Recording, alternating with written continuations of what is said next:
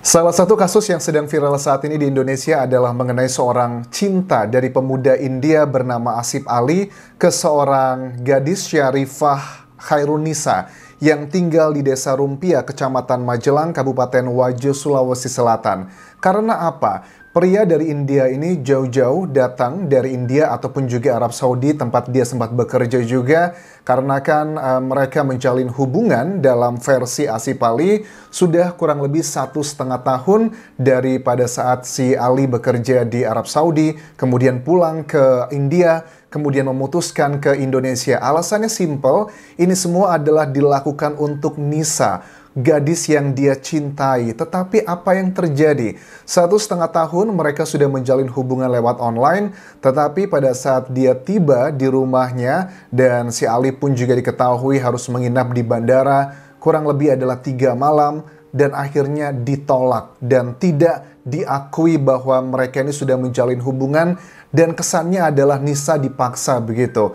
Bukan cuma sekedar perasaan dan juga main-main, Syarifah Khairunisa ini juga sudah melaporkan Asif Ali ke Bareskrim dan juga ke Komnas HAM, Komnas Perempuan dengan kuasa hukumnya. Tidak ada laporan resmi secara langsung dilaporkan sampai saat ini, tetapi dalam tanda kutip adalah konsultasi hukum. Ini yang disampaikan kuasa hukum bahwa Asif Ali dilaporkan ke Bareskrim Polri dan Komnas Perempuan ini dilakukan konsultasi. Apakah yang dilakukan oleh Asif Ali ini adalah kejahatan cyber ataukah pidana umum?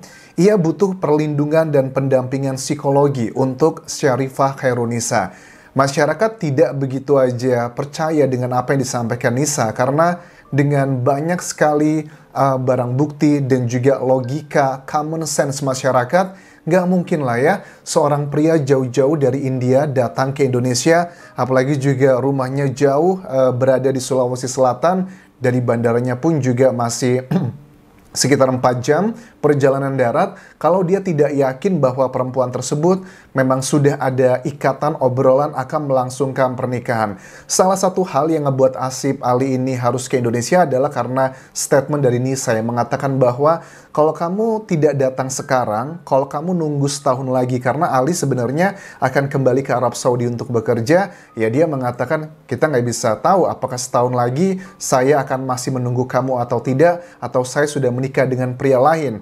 Karena sudah saking cintanya, inilah seorang yang sedang dimabuk cinta, kadang itu logika tidak bisa digunakan secara jernih. Akhirnya dia putuskan untuk terbang ke Indonesia, dia lepaskan pekerjaannya di Arab Saudi karena kontrak tidak bisa menunggu lebih lama, dia lebih memilih cintanya. Tetapi apa yang terjadi pada saat dia tiba di Indonesia? Dia ditolak lamarannya. Lantas pertanyaan dari masyarakat Indonesia, bagaimana mungkin Anjas Asif Ali bisa mengetahui alamatnya Syarifah secara detailnya?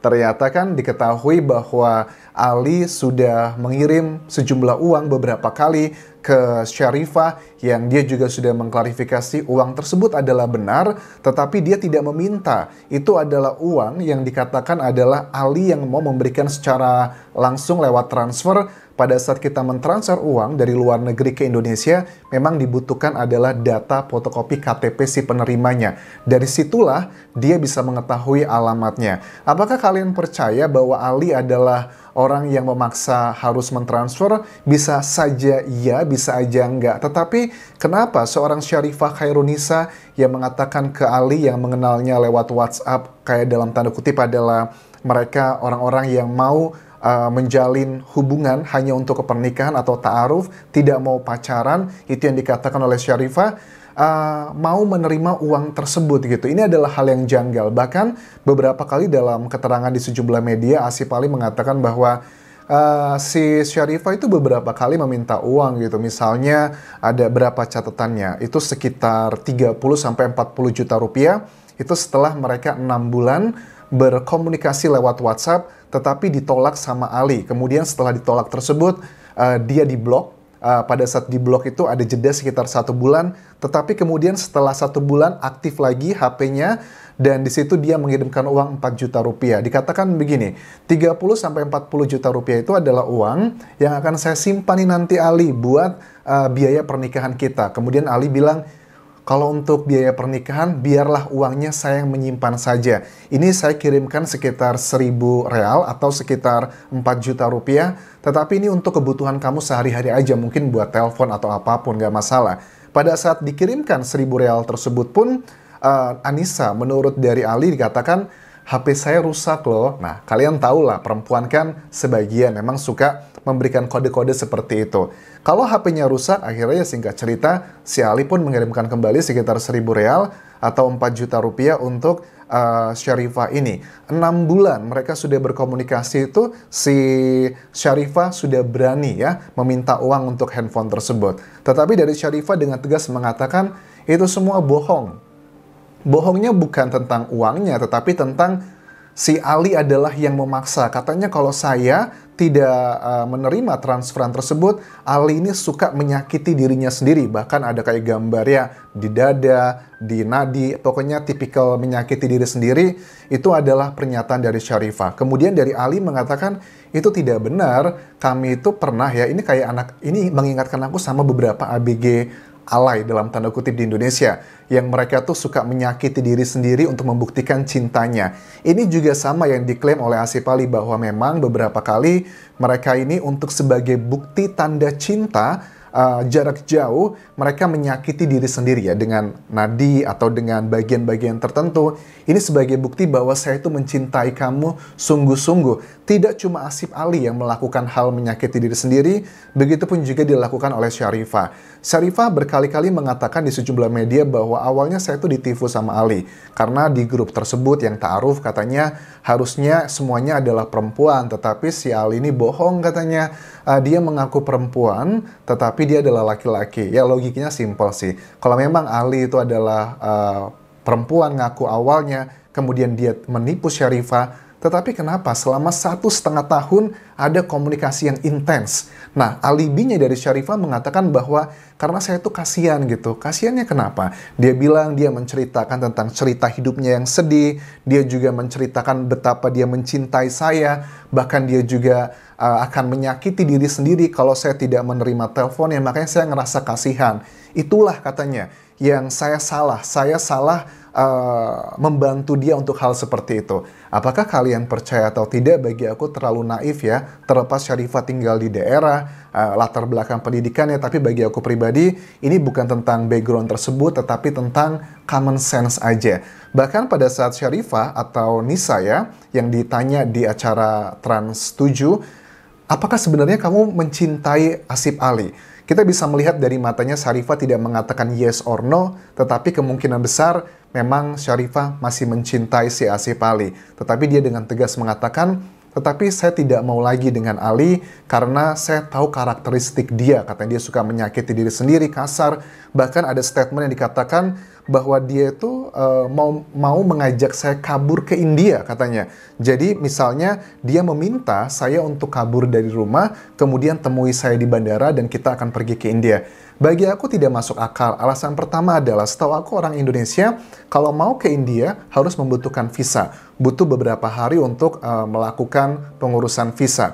Kemudian juga si Ali ini kan juga terlantar ya di bandara beberapa hari karena setahu aku ini si Ali itu sudah mesen tiket pulang, tetapi mesen tiket pulangnya itu jaraknya cukup lama karena dia memprediksi akan tinggal cukup lama di Indonesia karena pada saat dia datang itu dia juga membawa sejumlah barang-barang untuk lamaran yang nilainya sekitar 10 juta rupiah. Bahkan menurut keterangan Asif Ali juga dia beberapa hari sebelum dia tiba di Indonesia, bahkan dia sudah mentransfer uang juga untuk Syarifah Khairunisa.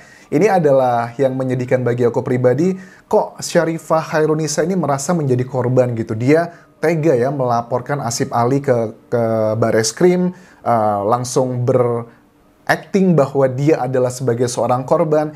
Ini sih terlalu berlebihan ya. Si Asif Ali tidur di bandara 3 hari loh. Dan dia pun bisa sampai ke rumahnya si Khairunisa karena dibantu oleh polsek setempat dengan nomor KTP tersebut.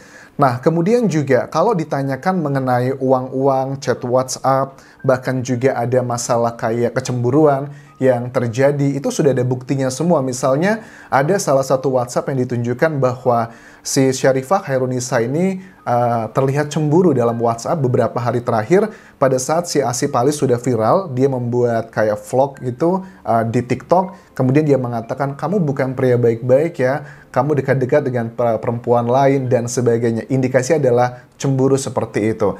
Tetapi menurut aku juga selain permasalahan utamanya adalah ya mungkin ada niat yang tidak baik di antara mereka berdua, juga menurut aku adalah language barrier. Aku pikir si Syarifah ini ngerti bahasa India atau bahasa Inggris, begitupun juga Asif Ali, aku pikir dia ngerti bahasa Inggris atau bahasa Indonesia. Ternyata mereka selama ini berkomunikasi dengan Google Translate begitu, dari bahasa India ditranslate ke Indonesia. Kita kan tahu sendiri ya, kualitas Google Translate itu tidak bisa menerjemahkan 100% sama. Kayak aku duga sangat kuat pada saat Syarifah mengatakan bahwa saya itu diminta kabur dari rumah, kemudian jemput ketemu di bandara, itu mungkin adalah masalah Google Translate. Ada makna yang salah ditranslate oleh Google. Ini kita menyalahkan Google Translate ini, mungkin seperti itu. Bahkan aku juga heran kenapa Syarifah menangis ya dalam acara Trans 7 ini. Dia mengatakan begini, pernah dia itu katanya dibohongi sama Asif Ali, katanya dia sudah di bandara, tetapi saya sudah datang ke bandara karena jarak ke bandara itu sekitar 4 jam ya dari rumahnya si Nisa. Tetapi dia tidak ada di sana. Akhirnya saya menunggu, tidak datang. Akhirnya saya ke masjid, saya di dekat, saya mau digoda sama sejumlah pria. Dia menangis seperti itu. Kok janggal banget ya? Orang Khairunisa itu orang Indonesia loh teman-teman. Tinggalnya juga di daerah tersebut. Si Asif Ali nggak bisa bahasa Inggris, hanya bisa bahasa India menggunakan Google Translate. Dia pun juga sepertinya hanya rely kepada wifi dari bandara. Dia tidak punya kapasitas untuk melakukan hal-hal seperti itu. Karena mohon maaf ya, penghasilan dia katanya adalah sekitar 4 juta doang per bulan. Dia juga bukan orang yang aku lihat adalah edukasi tinggi atau keluarga kaya raya. Dan dikatakan saya tuh takut, saya diancam, saya akan dibeginikan, dibegitukan. Dengan kapasitas yang dimiliki dia, aku rasa tidak mungkin Asif Ali akan melakukan hal seperti itu. Dengan kesannya adalah Khairunisa sebagai korban, dia meminta bantuan Komnas Perempuan dan juga Bareskrim. Ini terlalu berlebihan sekali. Just be real aja, be realistic. Kalau aku lihat di sini, yang kemungkinan besar, dugaan sangat kuat, orang yang melakukan banyak mungkin karena miskomunikasi atau memanfaatkan adalah dari pihaknya Syarifah Khairunisa. Secara logika aja, kalau memang si Asif Ali ini ada mau main-main dengan Nisa, dia nggak mungkin berani datang dari India ke Indonesia sampai ke daerahnya sendirian aja dengan kapasitas dia adalah orang biasa, tidak memiliki kapasitas secara ekonomi ataupun juga jabatan di India. Tidak mungkin dia akan melakukan hal-hal yang nggak benar untuk Syarifah. Atau Syarifah ini ngerasa kayak kepedean gitu ya, ngerasa kayak dia adalah center of the universe. Apakah tipikal perempuan-perempuan yang ngerasa bahwa dia adalah center of the attention gitu, ngerasa seperti itu? Ya kita nggak tahu juga ya. Ini yang ngebuat kita miris. Makanya kita ngelihat ada ketulusan Asif Ali, tetapi dibegitukan oleh Syarifah Khairunisa. Ini ngebuat kita jadi aneh banget. Bahkan dikatakan di akhir, saya nggak mau lagi dengan Asif Ali karena saya harus menikah dengan pilihan orang tua. Tipikal ya, sebagian orang tuh kalau sudah mentok, ujung-ujungnya adalah ngebantalin orang tuanya. Nggak mungkin lah orang tuanya juga dikatakan 2 hari sebelum kedatangan Asif Ali di bandara juga ada chattingan akan dijemput. Nah, si Syarifah juga mengatakan, kami sudah menjemput, paman saya sudah menjemput, tetapi HP paman saya diblok, makanya kami tidak bisa menemukan dia. I don't think so. Kalian bisa ceritakan bandara di Sulawesi mana nih? Di Sulawesi Selatan, di daerah Makassar atau mana? Sorry, I don't know about this area. Tapi menurut aku bandaranya nggak segede kayak Bandara Soekarno-Hatta lah yang sulit untuk dicari. Aku yakin bandara di daerah tanpa bermaksud mengecilkan tidaklah terlalu besar. Pada saat mencari itu tidaklah terlalu sulit. Apakah kalian percaya cerita versi Syarifah Khairunisa ataukah versi dari Asif Ali? Bagi aku pribadi, banyak hal yang lebih masuk akal cerita dari Asif Ali dibandingkan dari Syarifah Khairunisa. Tetapi kalau menurut kalian kebalikannya, kalian bisa tuliskan di kolom komentar video ini. Kita akan terus tunggu perkembangannya seperti apa. Dan banyak juga kok perempuan-perempuan Indonesia yang sepertinya baper dengan Ali. Mungkin ganteng ataupun juga ketulusannya luar biasa. Makanya juga mungkin ada sejumlah perempuan yang menginginkan Ali gitu untuk melamar dia. Tetapi sampai sekarang Ali juga masih cinta dengan si Nisa dan dia masih mengharapkan Nisa akan kembali kepadanya. That's amazing. Thank you very much for watching. Sampai ketemu lagi di video analisa berikutnya. Tinggalkan like dan juga komen. Subscribe channel YouTube ini, follow Instagram dan Facebook pageku di Anjas Asmara, dan juga akun TikTok di Analisa Anjas Asmara. Sampai jumpa.